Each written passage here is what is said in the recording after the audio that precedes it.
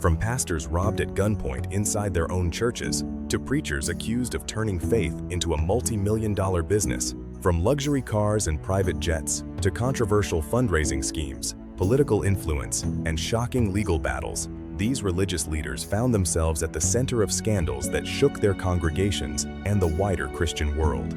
Some were accused of exploiting the vulnerable. Others built enormous personal fortunes while their followers struggled financially, and some cases went far beyond money. These are 15 of the most controversial and scandal-ridden black pastors and religious figures in America and beyond. And trust me, number 1 is going to be difficult to believe. We begin with a preacher who became one of the most recognizable faces of the prosperity gospel movement. Pastor Leroy Thompson, founder of Word of Life Christian Center, became famous for his aggressive teaching surrounding what became known as the Money Cometh movement. His message was simple: faith wasn't just about salvation. It could also bring you money.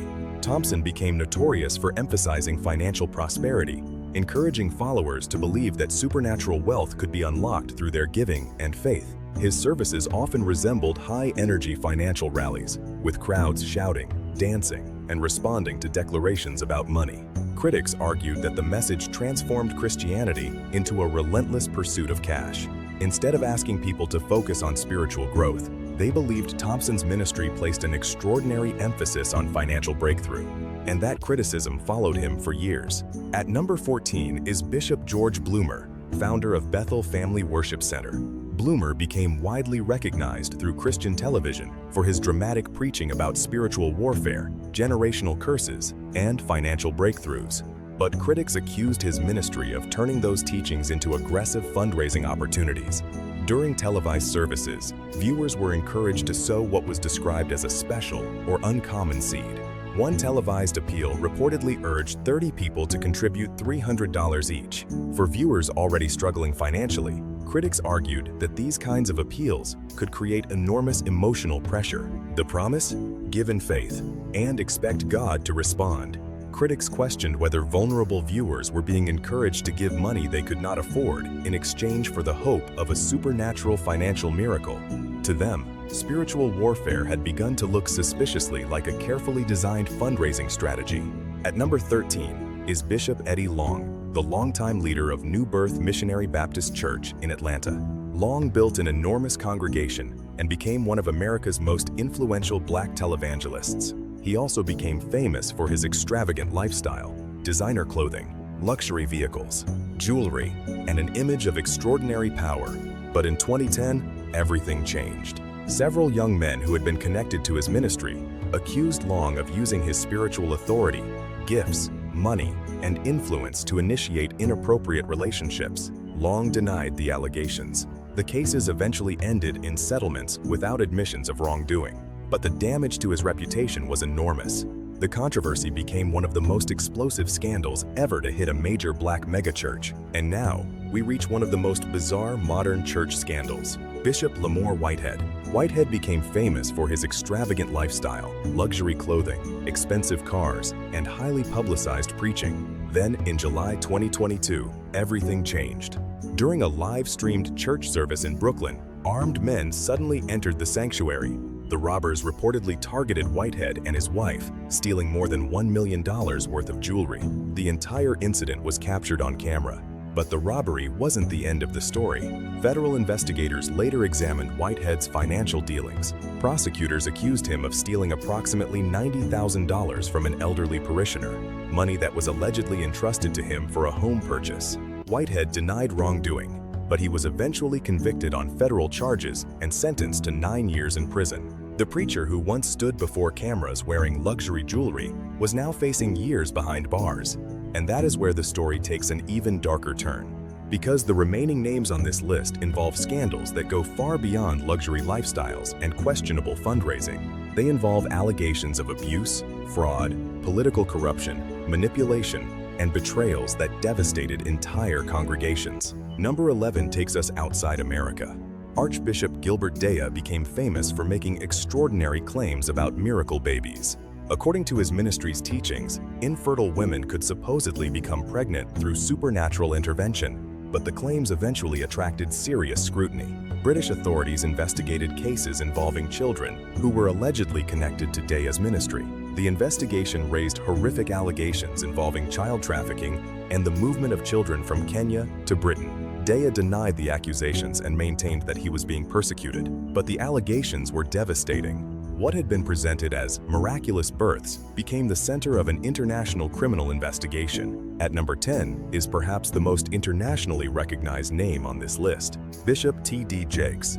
For decades, Jakes built the Potter's House into a global religious brand.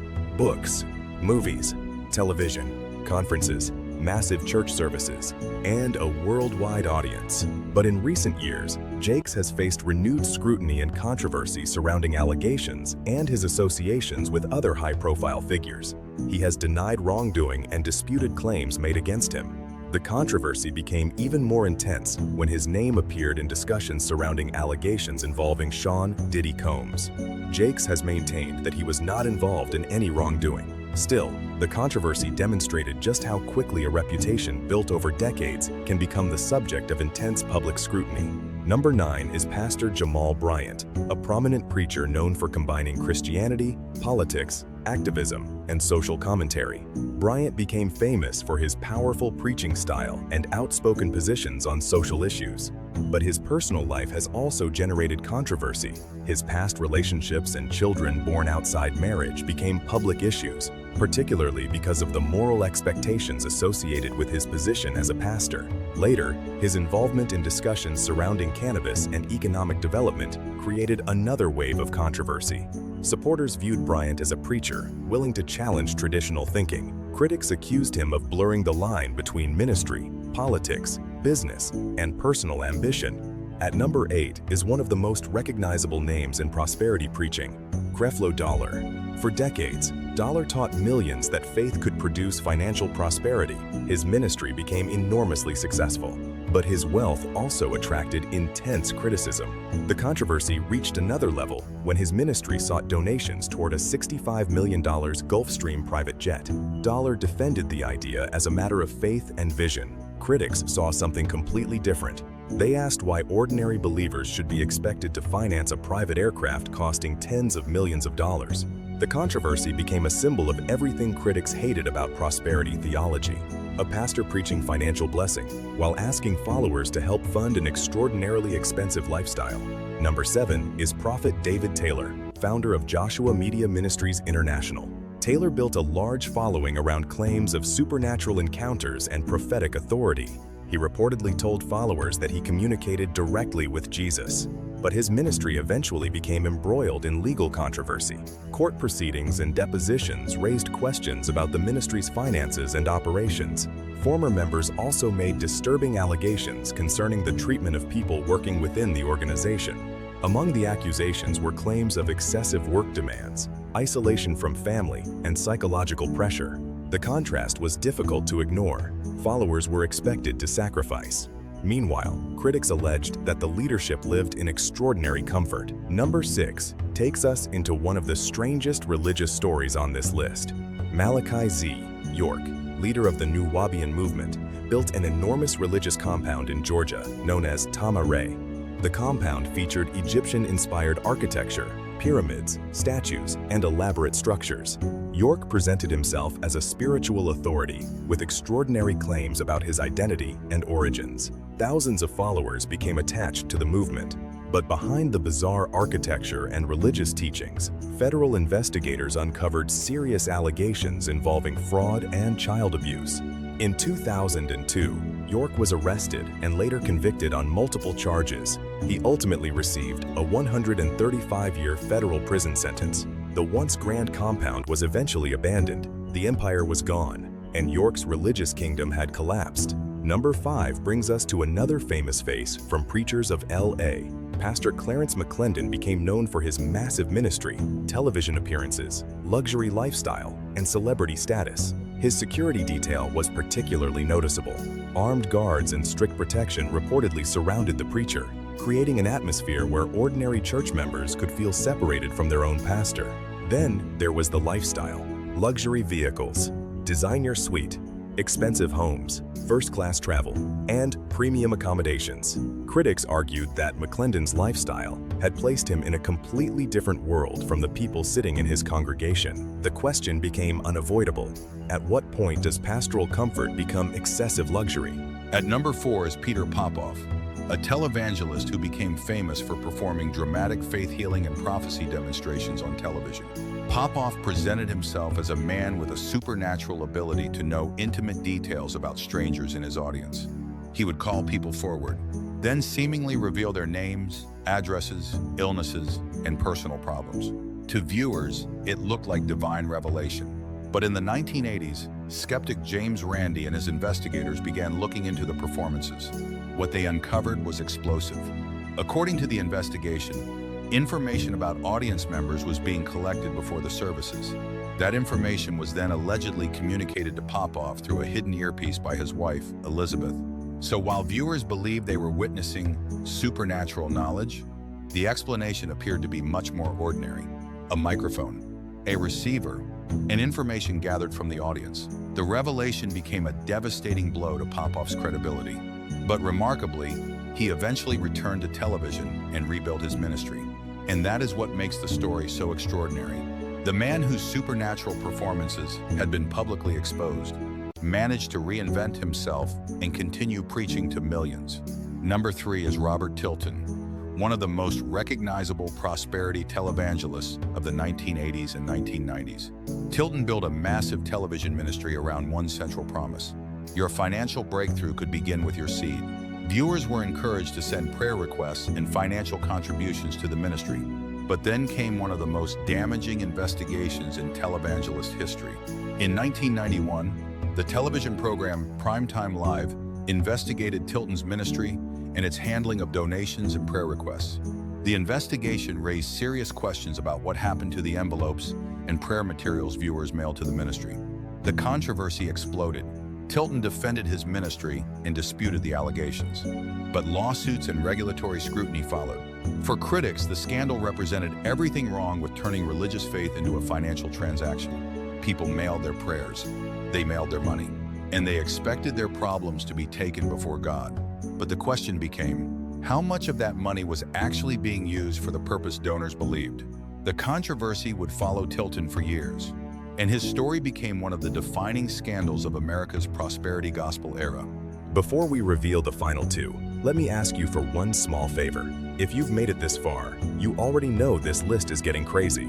So if you're enjoying the video, hit that subscribe button right now and turn on notifications, because the final two stories are even more shocking. It takes just 1 second, it costs you absolutely nothing, and it helps this channel continue bringing you stories like this. Now, let's get back to it. Number 2 and number 1 are where things get really serious. At number 2, we have a story that proves you don't need a massive megachurch or a television empire to turn a position of spiritual trust into a financial nightmare. Meet Adrian Darrell Davis, the former pastor of All Nations Worship Assembly in Huntsville, Alabama. From the outside, Davis appeared to occupy a position built on trust. His congregation trusted him.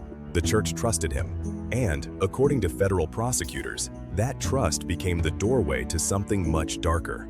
Between 2018 and 2020, Davis used his position to embezzle approximately $434,339 from the church.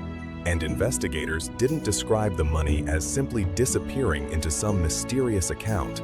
They traced it to personal spending, cars, entertainment, credit card expenses, and other purchases that had nothing to do with the congregation's mission. The most shocking part?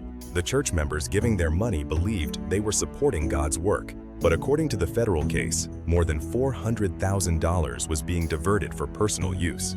And the story didn't stop with the church's money. Davis also failed to report the embezzled income on his personal tax returns. The IRS said that resulted in a tax loss of approximately $114,859. Eventually, the law caught up with him.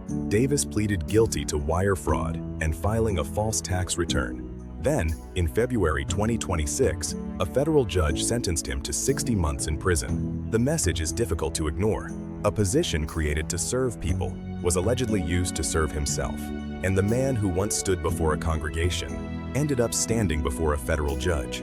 But if you think that was shocking, wait until you hear what happened to our number one. Because this final case is not just about money. It's about a pastor who was recently found guilty of 25 federal counts. And here we are, number one.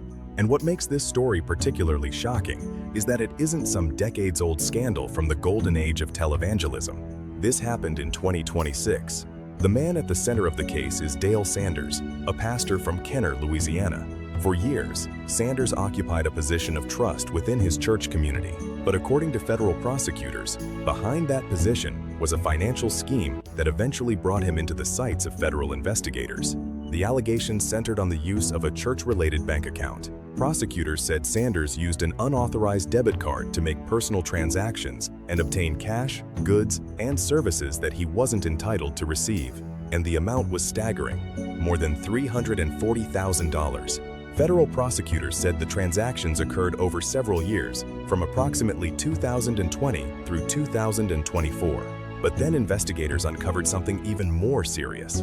When a federal grand jury demanded records, prosecutors said Sanders provided a falsified record in an attempt to obstruct the investigation. The case eventually went to trial, and on the 17th of July, 2026, after a 5-day federal trial, a jury found Sanders guilty on 25 counts involving wire fraud, access device fraud, and obstruction of a federal investigation. 25 counts. Think about that. The same man who had been trusted as a spiritual leader was now sitting in federal court as a convicted felon. And the money involved wasn't just some abstract number on a spreadsheet. According to prosecutors, the unauthorized transactions included personal expenses such as gambling, dining, and living costs. More than $340,000 had allegedly been converted into personal benefit. And now comes the part that makes this story especially relevant. This wasn't simply a case of a wealthy preacher being criticized for driving an expensive car. This wasn't a debate over whether a pastor should own a luxury house. This wasn't a disagreement over prosperity theology. This ended with a federal jury conviction. The courtroom had spoken, and the case now moves towards sentencing. So after the luxury cars, the expensive houses, the controversial fundraising, the political connections, and the millions of dollars that pass through religious organizations, perhaps the biggest question isn't how these pastors became wealthy. It's how easily the trust of ordinary believers can become vulnerable when the person holding the pulpit also controls the money. Because a church is supposed to be built on faith, not fear, not manipulation, and certainly not personal enrichment. And that brings us to the end of our countdown. If you enjoyed this investigation, make sure you subscribe to the channel, because there's a lot more hidden history, scandals, and unbelievable stories that most people have never heard about. Until next time, stay curious.